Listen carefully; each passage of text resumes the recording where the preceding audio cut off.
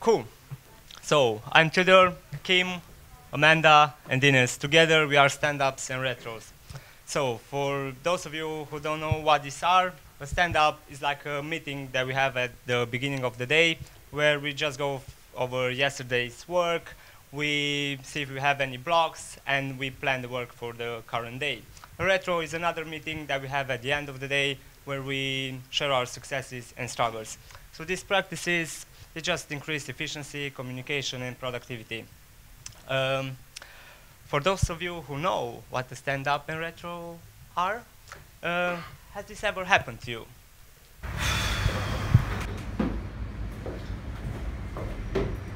Where are these guys? We were supposed to have a stand-up. Okay, let's call them. Hey guys, where are you? We were supposed to have a stand-up. What? You're home. You're sick. Alright, I guess we'll have to do it over the phone. Cool. So, who goes first? Right. No. Whoa, slow down guys. Slow down. JavaScript what? Wait, no. This sucks. There has to be a better way. Right. Thank you.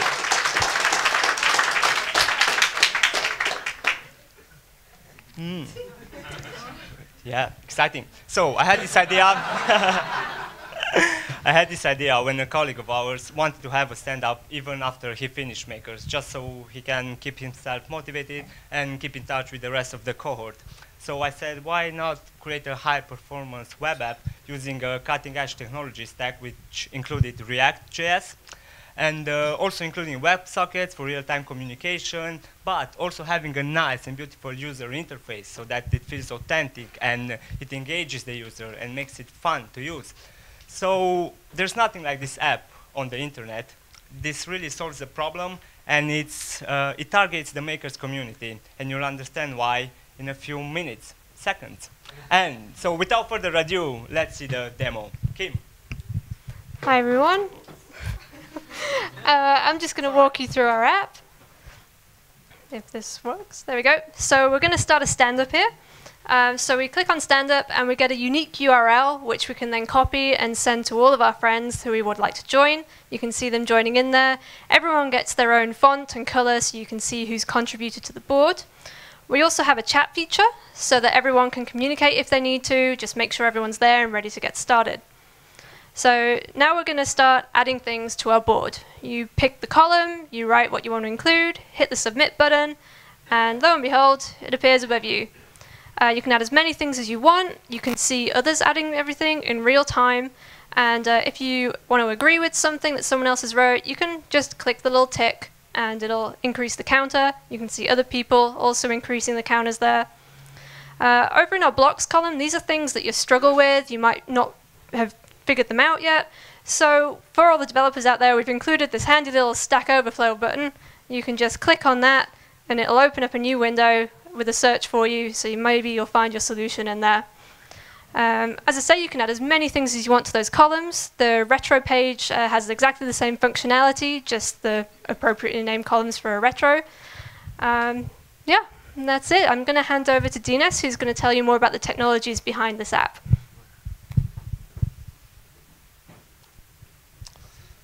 Okay, hi guys, I'm Dinas. So we really wanted to recreate that feeling of having stand-ups and retros here at Makers Academy. So there's a lot of cool technologies happening behind the scenes. So whenever somebody's writing onto our whiteboard, we want it to render dynamically, effortlessly, and have a good user experience. So that's basically React doing its magic. It allows us to just have things updating without having to refresh the page. It gives it a great user experience.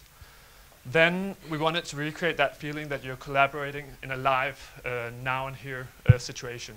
So that's where WebSockets come into play.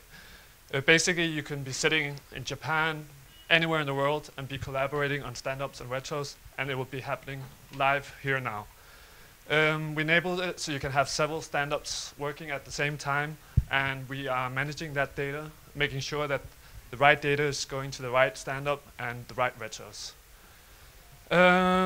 we wanted to have some sort of persistence of data as well. So if you arrived late at a stand-up, or you wanted to retrieve some of that information, you could still join in on a stand-up. So we implemented a database via MongoDB. So whenever you joined a stand-up and people had already been writing, the data would be fetched from the database and read it onto the page.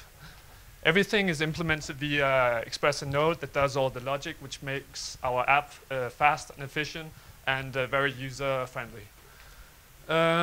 When it came to testing, all these technologies were new to us. So starting testing was super difficult. We had to get a grasp on the code. So we didn't start the testing before later in the first week. And when we started testing, we used Enzyme and Mocha Chai to test our React components. Yeah, I'll pass it over to Amanda to talk about our struggles and successes. So first, the struggles. At first, we had a few issues deploying to Heroku. Luckily, we were able to get this sorted out quite quickly. I'll come back to that a bit later on. Test-driven development as well. I think because we were using so many new technologies that weren't familiar to us, I think finding the appropriate tools for testing and knowing what to test was a little bit hard at first. I think once we'd figured it out, though, we did really well. And I think if we were going to start this project again, we'd be in a pretty good place to start. Again, with the initial setup, we found that quite difficult too. There was a lot of documentation out there that had a lot of different ways of doing things. So trying to find the right way for us to do things with this project was quite difficult. Now on to the successes. Learning new technologies. We think we were quite ambitious in the amount of new technologies that we wanted to include in this project, given the time frame, but we all rose to the challenge, and now we have an app that we're all really proud of. Our XP values, in particular our communication, we had a lot of respect for each other. We made sure that everyone was involved in the decision making, and we divided our workload really well, resulting in minimal conflicts. We were also really pleased with our agile workflow. We reached our minimum viable product within just 3 days. After that, we were able to deploy it to Heroku, and every day after that, we continued to deploy it to production. This approach was also really helpful when it came to debugging, as any time a problem occurred, we were able to pinpoint exactly at what point that problem had occurred, and we were very easily able to isolate and solve those problems. We also continued to have daily stand-ups and retros throughout the project.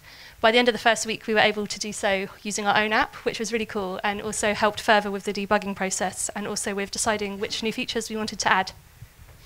Cool. So guys, the app is live on standupsandretros.heroku.com. It's bug-free, you can use it, so thank you very much, and cool.